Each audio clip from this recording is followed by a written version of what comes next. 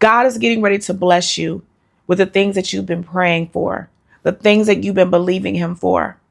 But you have to be prepared to receive these blessings. I wake up every day as flesh and bones, humbled alone, weak on my own. Lord, you love me bare and natural. You meet me where I am. God is going to do some miraculous things in your life. God is getting ready to show out in your life. But you have to prepare to receive the abundance that heaven is about to rain down on you. Because with the abundance comes a greater responsibility. With the blessing comes a greater accountability. God is not blessing you solely for your own self. He's blessing you for the kingdom. He's blessing you for your family. He's blessing you so that your testimony will be great. He's blessing you to draw men to him.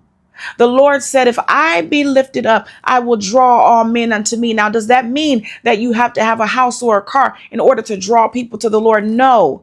But people need to see that God meets needs. And when God meets the needs of his children, then people will want to come back home to him. See, this whole thing of favor and blessings and miracles and wonders and all of these things, this is bigger than you. This is bigger than me. This is bigger than the right now. This is eternal kingdom business. This is all for the glory of God. God is no respecter of persons. And so it's not about you being perfect. It's not about your status in the spirit. It's not about how much you pray. It's not about how much you fast. Those things are crucial, yes. And to whom much is given, much is required. So more prayer will equal more power and more time in God's presence. Listen, you will walk around mighty in the spirit. There's no doubt about that. There are things that happen as a result of you spending time with God. Yes. You will acquire the gifts. You will acquire more discernment. You will acquire more power, and you will know how to wield that power when you spend more time with God. But today I'm specifically talking about the things that you have been believing God for that he is going to do. You must prepare for this blessing because it's going to be big. And it doesn't necessarily mean that you're going to get $1 million. But it might. It doesn't necessarily mean that you're going to get an inheritance, but it might. These are things that you always have to keep at the top of your mind because we know that our God is the God of the impossible. So if you have been desiring increase of finances, increase in spiritual growth, whatever it is, God is faithful to do it. But you have to prepare your spirit. You have to prepare your mind. You have to prepare your heart. You have to prepare your life to receive the blessing. For someone, that may mean that you have to cut off an old friend. For someone else, that may mean that you have to move to another state.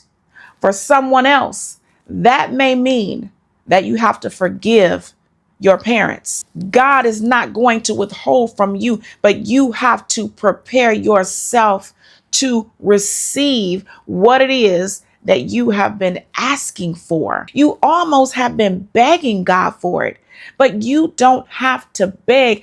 The thing is, things in the spirit are already done. So it's already done. The blessing is already yours. It already belongs to you. The house is already yours. The healing is already yours. All of the things that you've asked for are already yours, even though you don't physically have them right now. You have to do something. Faith without works is dead. And what is the work? The work is you may have to forgive. The work is you may need to spend time in God's presence. The work is you may need to leave that state that God has been telling you to leave and go where he told you to go. The work is you may need to start the business, stepping out on faith and trusting God to provide everything that you need to make the business run. Trusting God that he's going to give you an idea or that he's going to back the idea that he already gave you. You just have to step out on faith. I believe in my heart that this message is for many. This message is for many who are watching and many who will watch. God is requiring something of you. You have to prepare yourself for what it is that he's about to do in your life, because you cannot walk into the blessing as you are.